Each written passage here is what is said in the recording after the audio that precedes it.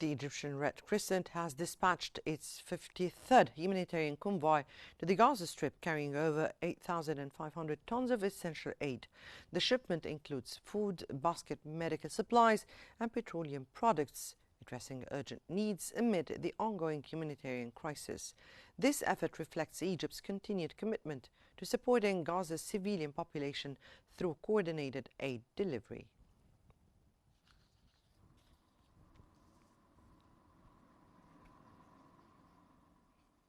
Israeli Prime Minister Benjamin Netanyahu has proposed officially naming the Gaza conflict the War of Redemption. During a cabinet meeting citing a symbolic continuation of Israel's historic struggles, Netanyahu framed the war as part of a national revival and a direct extension of the War of Independence. He also announced plans to award medals of valor to Israeli soldiers, which will bear the new campaign name.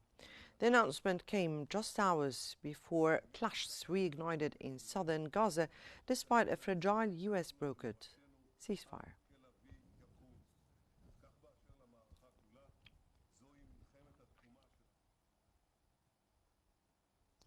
Hamas has rejected US State Department claims that the group was planning to violate the ceasefire with Israel. The US State Department had cited credible reports warning of an imminent attacks on Palestinian civilians, calling it a direct and grave violation of the ceasefire. Hamas denied these claims, accusing Israeli authorities of supporting violent criminal groups.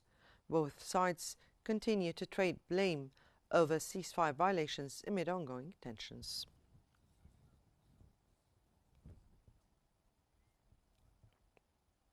Israeli protesters have gathered in Tel Aviv and Jerusalem, demanding that the Israeli government secure the return of remaining detainees and deceased victims held in Gaza.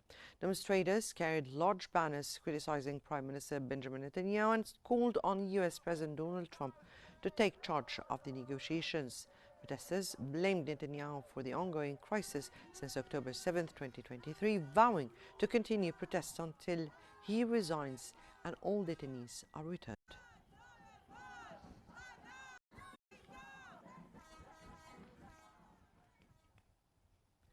Israel's far-right National Security Minister Itamar Ben-Gvir has called on Prime Minister Benjamin Netanyahu to fully resume attacks on Gaza with maximum force. Posting on X, Ben-Gvir urged the Israeli army to intensify combat operations in the Gaza Strip. His remarks come as Israeli media reported several air raids across Gaza earlier. Finance Minister Bezalel Smotrich also echoed a hardline stance, posting a single word: war. Ben-Gvir's call reflects tensions within Netanyahu's broad but fragile right-wing coalition.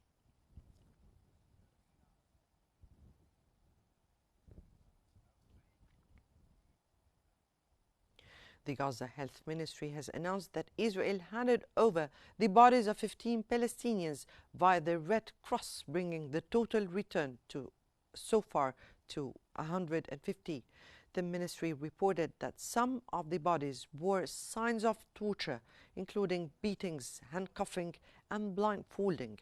Palestinian officials struggled to identify most of the bodies as they were returned with numbers instead of names, leaving families to desperately search through photos in hopes of recognizing their loved ones.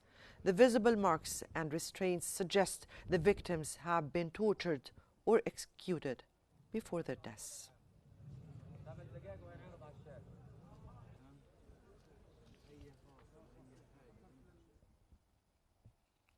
Although a ceasefire in Gaza began on October 10th, the death toll in the Gaza Strip has continued to climb, reaching 68,159, mostly women and children, since the start of the Israeli aggression in October 2023. Over 170,000 people have been injured. Many victims remain trapped under rubble, unreachable by rescue teams. In the past 24 hours alone, medical sources reported 18 bodies brought to Gaza hospitals, including 10 recovered from rubble and 8 directly targeted by Israeli forces, along with 3 injured individuals.